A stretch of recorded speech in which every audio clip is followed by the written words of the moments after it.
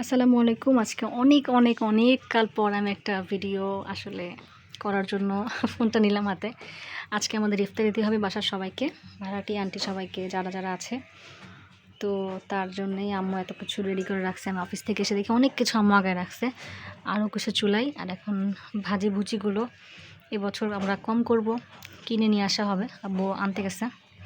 এখন আমি বানাবো হচ্ছে আমার স্পেশাল, এই যে আম্মু রেডি করে রাখছে আলু ভর্তা দিয়ে, আলু আর ডিমের চপ। ডিম, এখানে আলু। আমার এখন আলুর চপ বানানো শুরু হবে।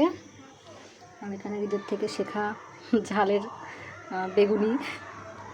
এই হচ্ছে আমার মজা ডিমের চপ, এগুলো প্রচুর মুচমুচা হয়েছে। এখন হচ্ছে আলুর চপগুলো ভাজা চলছে।